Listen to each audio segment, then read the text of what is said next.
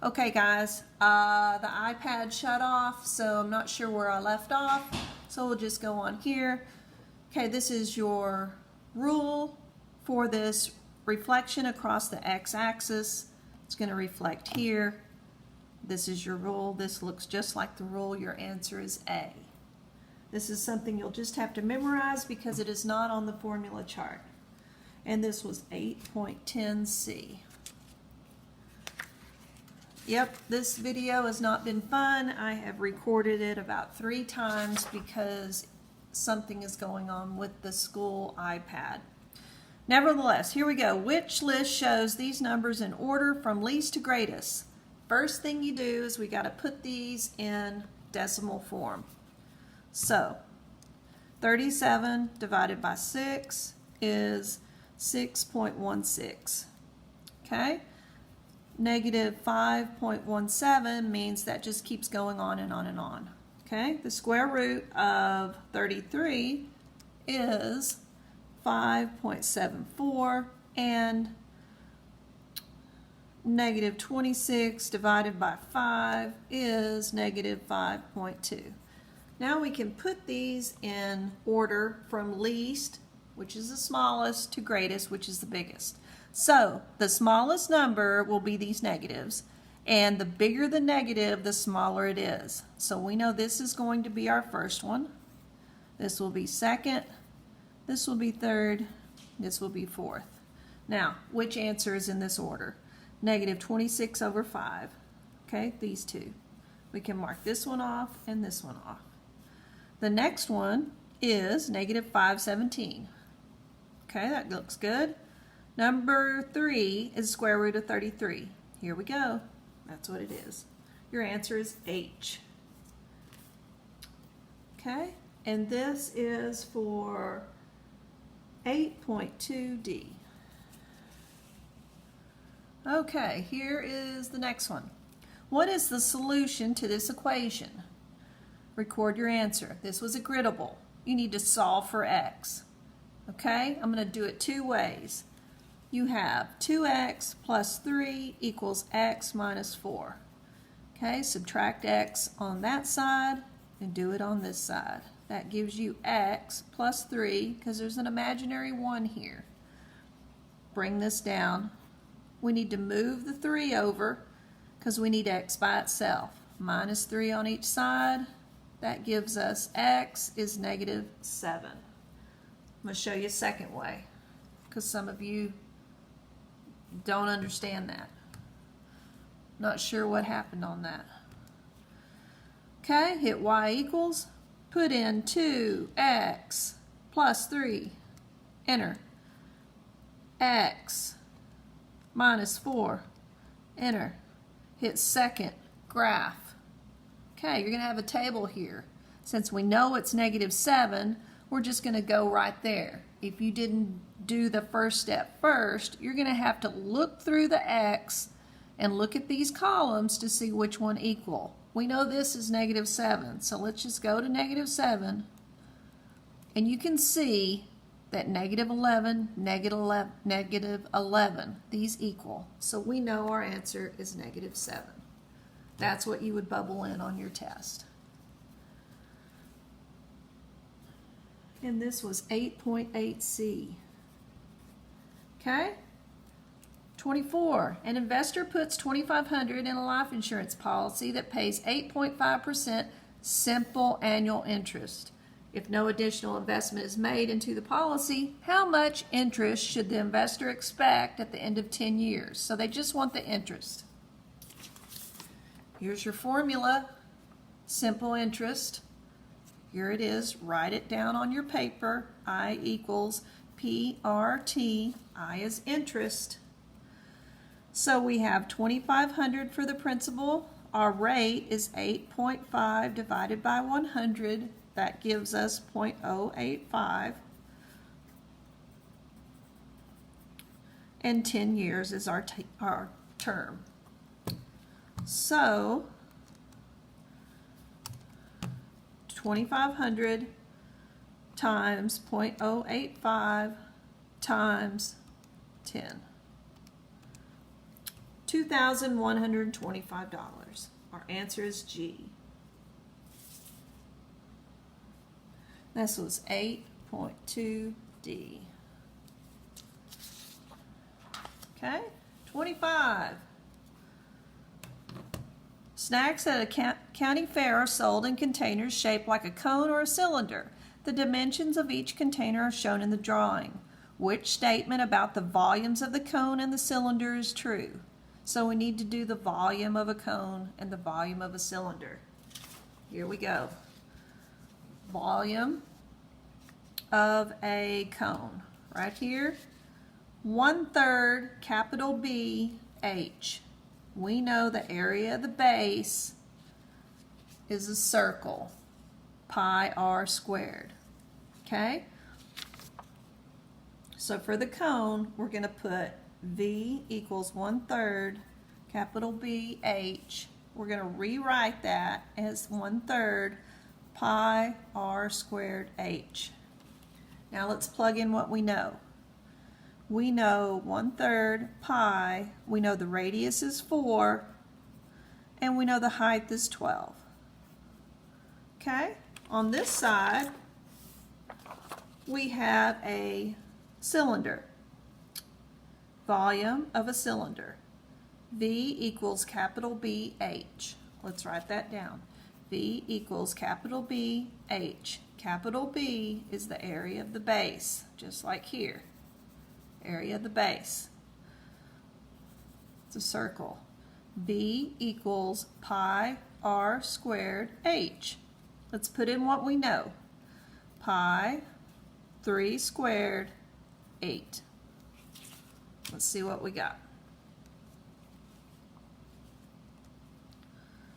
So we have 1/3 times pi times 4 squared times 12. That gives us 201.06. Let's do this one. We have pi 3 squared 8. That gives us 226.19.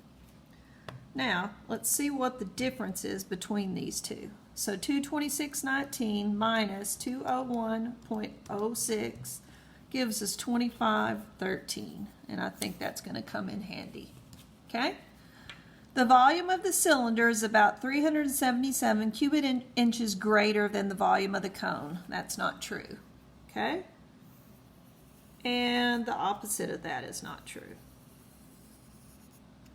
So it's not bigger and it's not less, these amounts. Here we go right here. The volume of the cylinder is about 25 cubic inches greater than the volume of the cone.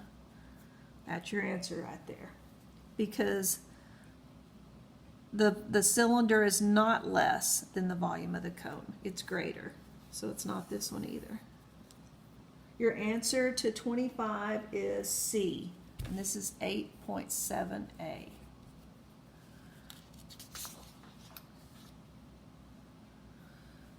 Number 26, which situation can be represented by this equation? Okay, well, let's look at this. It's a lot of reading, but you can get through it. So we're looking at a fixed number of 1. Something's going to change by 7 per something like that. And on this side, it's 10 times or per, you can look for that word as well. Brody ran at a constant rate of 7 miles per hour in a race. Candace ran at a constant rate of 10 miles an hour in a race and started 1 mile in front. Well, there's not a +1 here. Okay? So we can mark off F. That's not going well, so let's take that one off. Brody played a game where he scored 8 points per hour. See these words per. Okay? But we don't have an 8 up here. Candace played the game and scored 10 points per hour. That works. What is x? So this is not right because that's not even the right number. Okay? Whoops, sorry. Wrong way. Wrong thing. Here we go. Brody went to two different amusement parks. The first park charged $7 per hour, okay, and gave a 1% discount. Well, we're not subtracting anything, so that's not working. Let's see. Hopefully this will work. Brody rode his bicycle on 2 different days. The first day he rode 7 miles per hour and started 1 mile from his house. That works.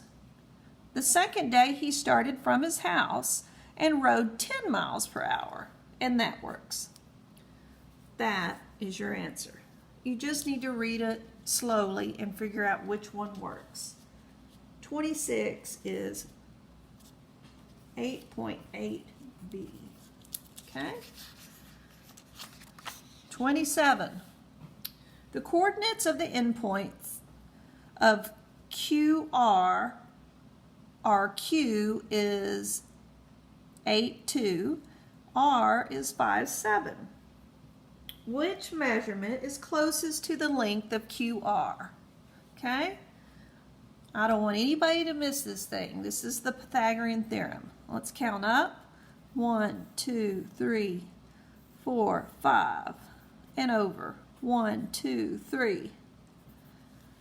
3 squared plus 5 squared equals c squared. Okay? The Pythagorean theorem is on your formula chart right here. Okay? Pythagorean theorem. We're looking for c, so let's put that in the calculator. 3 squared plus 5 squared, we get 34. And the square root of 34 is 5.83. So we know C is 5.83. And your answer is A.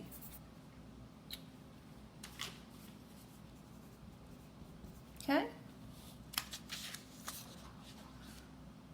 28. Table. Okay? Let's see. The ticket sales for his concert started at 4 p.m. The table shows the linear relationship between the number of tickets remaining and the number of hours since 4. Let's see what it should be. Hit Stat Edit. And let's put these numbers in. We have 1, 2, 3, 4, 5. On this side we have 12,000. We have 9,000. We have 6,000, 3,000, and 0. Hit Stat, Tab, 4, Enter, and we should get negative 3,000 and 15,000 for our B. Negative 3,000 is our slope, and 15,000 is our y-intercept. Our answer is J. That's the only one that will work. And this is 8.5i. Okay, 29, we have 2 left. A square with a perimeter of 20 units is graphed on a coordinate grid. The square is dilated by a scale factor of 0.4 with the origin as the center of dilation. If xy represents the location of any point on the original square, which ordered pair represents the coordinates of the corresponding point on the resulting square? Okay, well, we know this is going to get smaller because the scale factor is less than 1. But they want to know the points, so let's figure that out. So they draw a square with a perimeter of 20. So that means all 4 sides need to equal 20. 20 divided by 4 is 5. So we know that each side is 5. And they are going to dilate it with a scale factor of 0.4. Well, they're not even doing any. They don't even want to know what the new points are going to be or anything like that. We just need to remember the rule from earlier. So we don't need to even do any of this. because they're telling us the scale factor is 0.4. Here it is. All we have to write is the scale factor X, the scale factor Y. In this case, the scale factor is 0.4. Get in here. What are you doing? Goodness, Martha.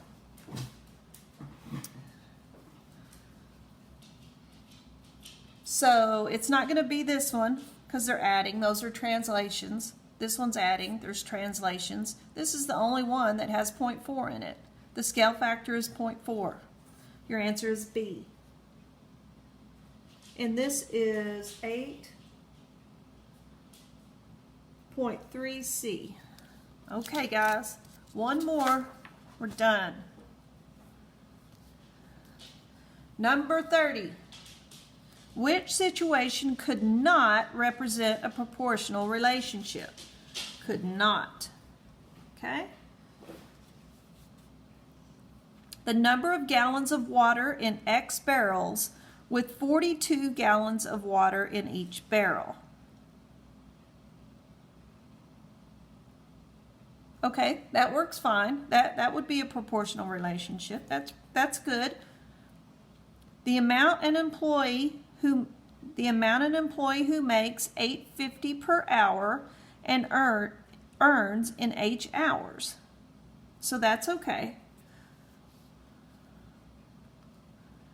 The weight in X, the weight in X weeks of a puppy that gains 2 pounds per week if its starting weight is 8 pounds. Okay, guys, this is it. That means it's going to start at 8 pounds. So it's going to start 1, 2, 3, 4, 5, 6, 7, 8 here. So therefore, and it's going to get bigger, so the slope is going to go up. It's not going to start at the origin. It's going to start here. You're looking for y equals mx plus b. And in this one, our b is 8, our slope is 2. H is your answer for number 30.